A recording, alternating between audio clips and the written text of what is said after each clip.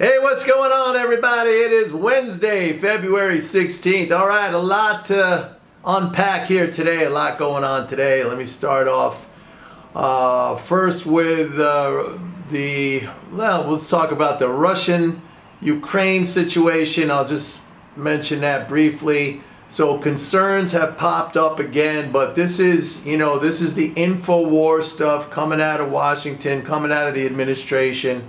There were videos of Russian troop movements away from the border, but the White House and the administration says, hey, don't trust that. We haven't verified it, so they're going to put, a negative slant on all that stuff, regardless of whether or not it is happening. And that stoked some fears again in the market. We saw some early selling. To me, and I said this yesterday, a lot of this right now is very similar to me, like the Trump trade war situation that we had in 2018. The trade war is on.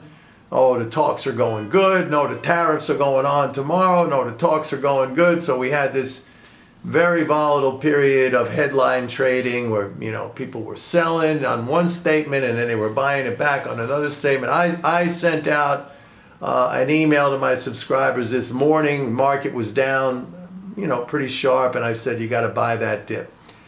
Let's talk about the economic stuff. So let me just summarize. The Ukraine-Russia situation is not going to go away. I personally hope it can be resolved diplomatically, and I think all rational people and cool-headed people are thinking the same way.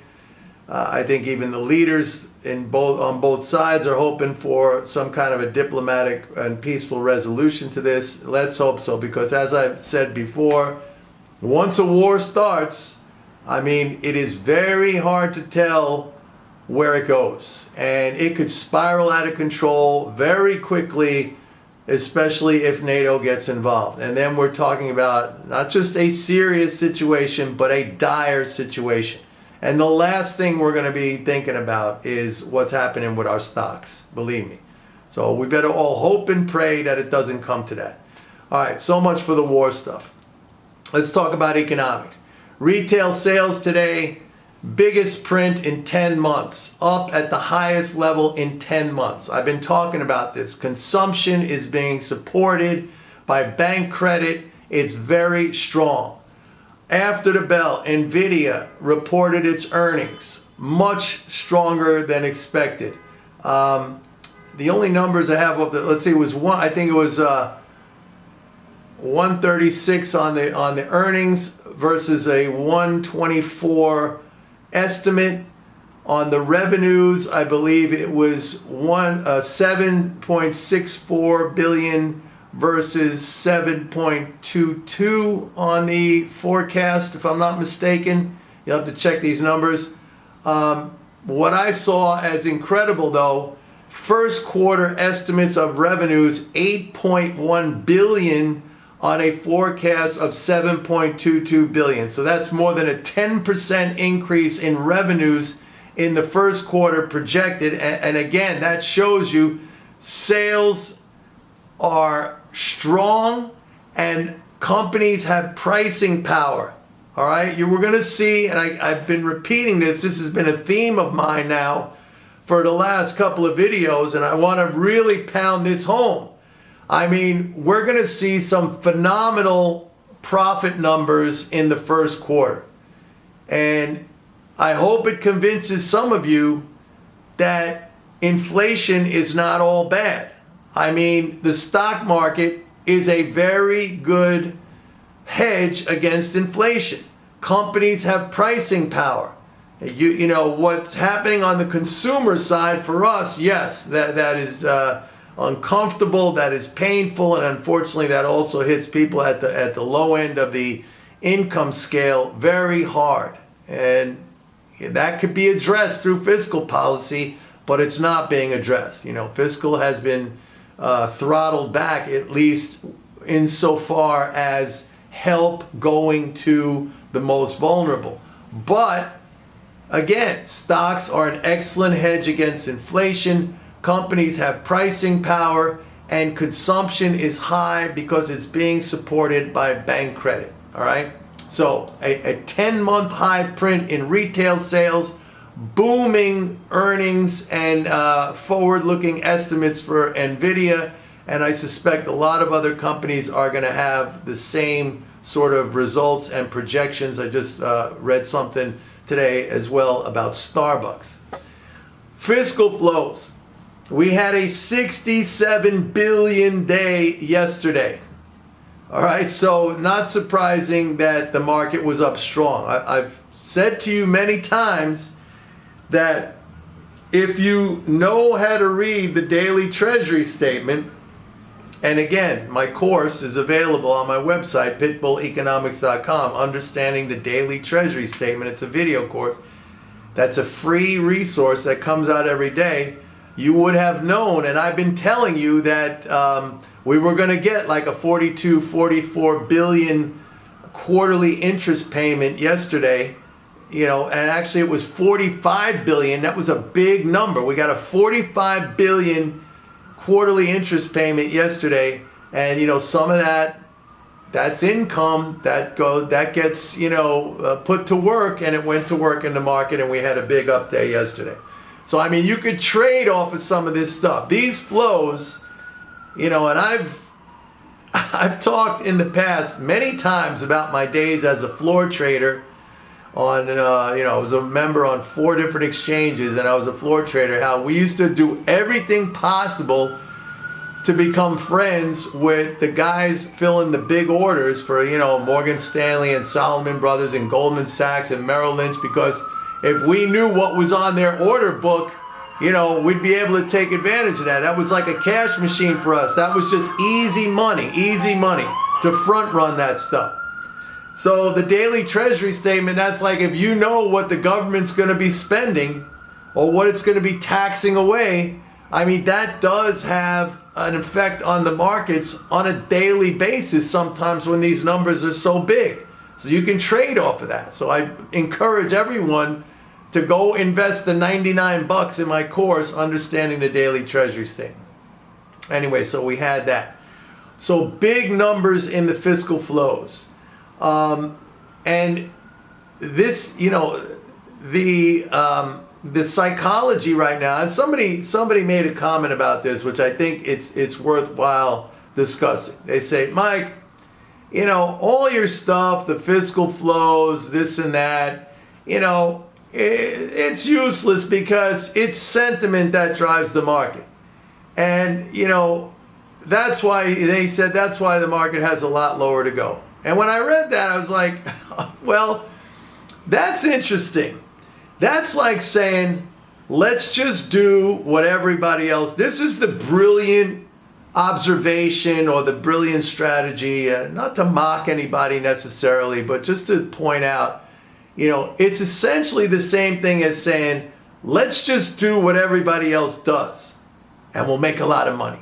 Like when everybody is very, very negative and bearish, and that's easy to find out. You could look at sentiment. This individual was talking about sentiment being very negative.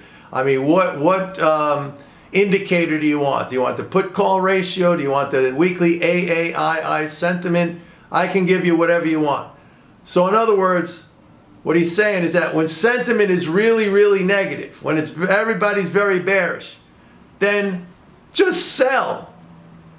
And vice versa. When sentiment is very, very bullish and everybody is really, really positive and euphoric, just buy. That's the time to buy. Well, folks, if that was the way to make big money and accumulate wealth in the stock market, then that would be the easiest thing in the world. But I have to say this, and I think most of you know what I'm going to say. The big money is by going opposite to that. And also by understanding what the basic conditions are in the economy. If the basic conditions in the economy are good, then stocks are going to reflect that. Now, they might not reflect that on a single day. They might not even reflect that on a single week, or maybe even in a month. But they will reflect reality. And if the reality is that companies are earning record profits, that, you know, consumption is strong, that households have the wherewithal to buy and consume and invest, whether that's through fiscal support or bank credit, then the market's going to go up. I mean, I don't care what the sentiment is. And frankly, when I see, you know, very, very negative sentiment, or when I see sentiment extremely euphoric, I mean, it's hard to hold myself back from going against that. And many times, you know, I tell you, I mean, there have been times in the past when I've noted and I've cited very high levels of bullish sentiment. And I said, you got to be a little bit cautious here. I mean, that's not the only consideration I use. But folks, come on, to say, look, all this stuff you look at, Mike, fiscal flows, the amount of, you know, income transfers going from the government into the economy. Nah, that stuff, that's all crap. That's all bullshit. You got to just do it. If everybody's really scared, you got to do what everybody else is doing and just sell. I mean, come on, guys. I mean, what are we talking about here? Do you want some sophistication in what you're trying to do? Or do you just want to pretend like there's this easy, you know, system fairy I talk about? Like, let's just do what everybody else is doing.